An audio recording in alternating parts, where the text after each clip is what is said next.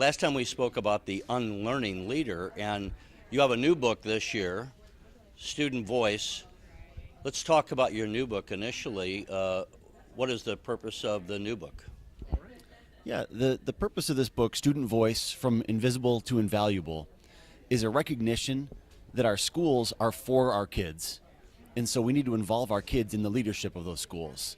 For some reason, for some unknown reason, they've been invisible in that process. And these buildings that were built for kids are largely driven by adults.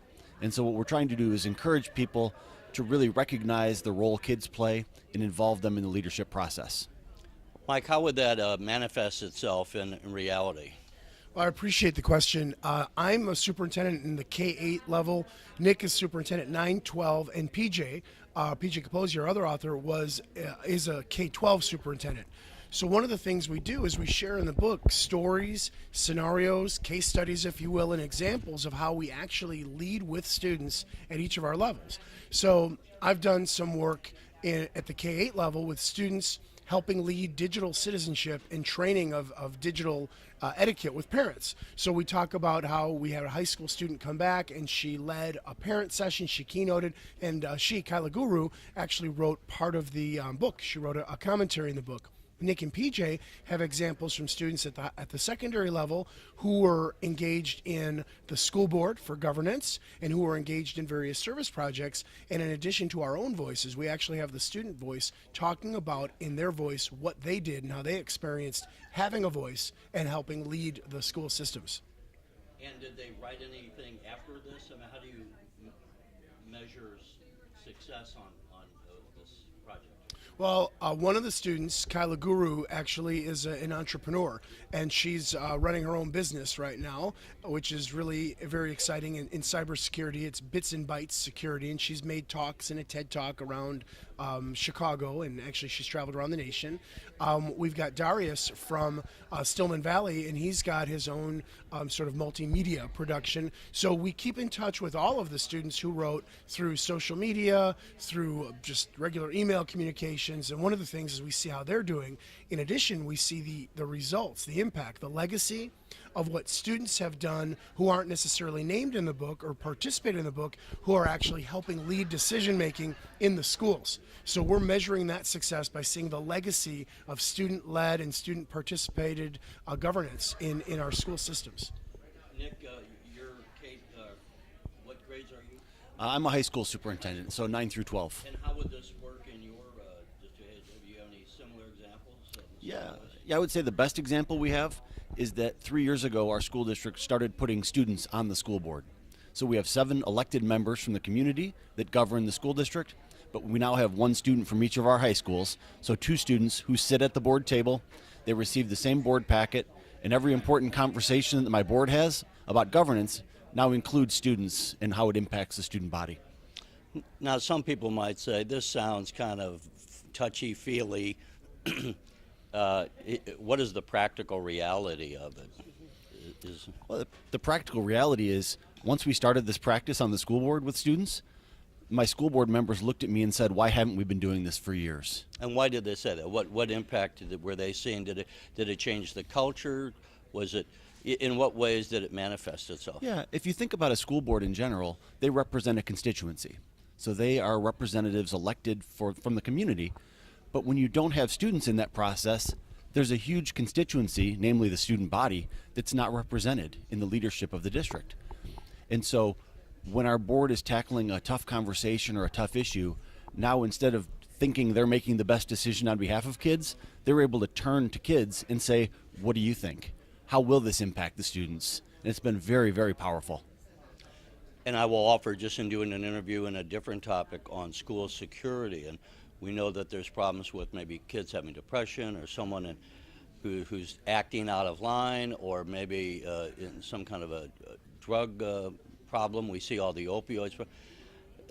As adults who are part-time basically in the school as a school board member, as compared to a student who's there full-time, obviously the student's going to have their ear to the ground a lot more than the adult. I mean, which is probably one of the practical realities, right? Right. Are there other aspects of this book that we should note on the school board? I don't know about necessarily on the school board, but but I can also share that one of the features in the book is an end of chapter feature, and it's the acronym ASKEM, ASKEM. So essentially, for people who are nervous about trying this, or people who are worried about actually implementing this or seeing how they can do it in their own leadership, we say if you're interested in knowing what students are saying or thinking, just ask them. And the acronym stands for ask, support, know, encourage, empower, and monitor. So we give examples throughout the book there, but I'll share with you, we in my leadership, we've engaged our students in a student engagement survey for many years. It's like a climate survey for students.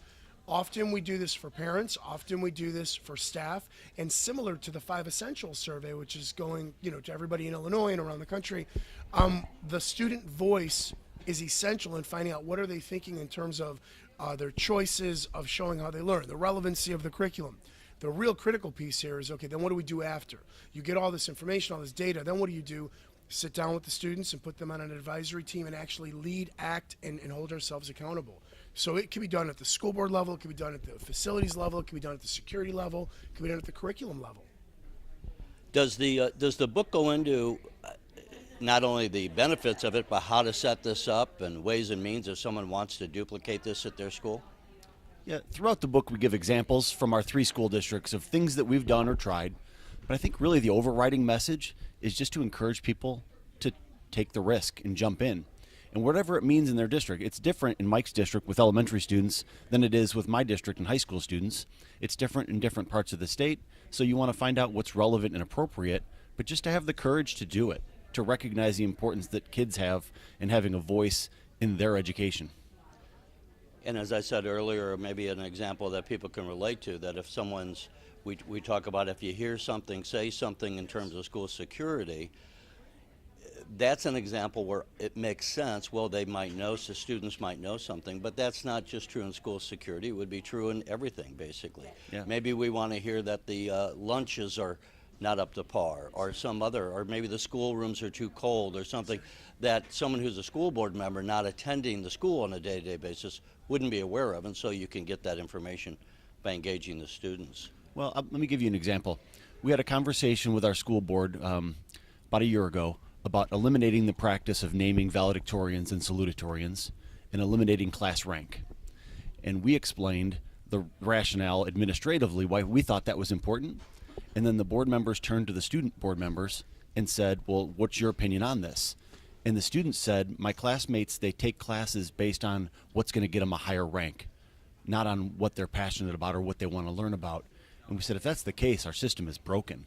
So the board members got reassurance from the students that this was important to them, that we remove that man-made barrier for kids so that they could actually engage in our curriculum and take the courses they were interested in. So it was very eye-opening for the board members. It makes sense when we hear these conversations as we're having now, but how did this awareness of the need for this come to you both? That's a great question. After we wrote the Unlearning Leader, Leading for Tomorrow's Schools Today, we realized that some of our examples and the teams of people we work with were a little bit different. And student voice, from invisible to invaluable, was a theme that kept sort of weaving through like the tapestry of the book and the examples from Unlearning Leader. And we realized we were simply doing this because we thought it was right. I wish I could say something more pithy or anything, but I really can't. We just were doing it, and then we just wanted to start documenting, well, what are we doing? How are we doing it? Something as simple as choosing a device for technology rollouts. We asked kids what they liked by actually having them do a little bit of research and buying a Chromebook, for example, of a different model, letting the kids test it out. Then we had them make a presentation to the administrators. They made a presentation to the board, and we thought, wow, their voice actually matters. They're pretty responsible. They're pretty thoughtful and thorough. What about if we're going to change a library? Maybe we should ask the kids what they think about that, and we simply started doing it. Interesting. Last year we spoke about your other book, The Unlearning Leader. Let's talk about that again a bit, just to remind people. Nick, if you want to give us an overview, what was the purpose of the Unlearning Leader? Yeah, the Unlearning Leader is about helping people develop a mindset that the practices that made us successful in schools are maybe not the practices that are going to make the next generation of students successful. So helping people clear the way of some things that maybe were true at one point but are no longer true. And we need to unlearn those things in order to make our schools be relevant for our students' futures, their unique futures, which are different than the futures we had. So the Unlearning Leader is about encouraging that mindset in schools to be willing to take risks and evolve our schools to meet the changing needs that our students have. Am I right in, because I'm trying to recall, going back to our earlier conversation, that in a way this is saying it's getting around that mindset of, well, we've always done it this way. And the fact is, well, that way used to work, but now there's a better way of doing it. And so while you had learned over the old way, this is unlearning what you knew, and you're going to be a leader doing it the new way. We only have to look at the advent of the cell phone or different technologies. And, yes, you might have put out mimeograph sheets on desks in the past.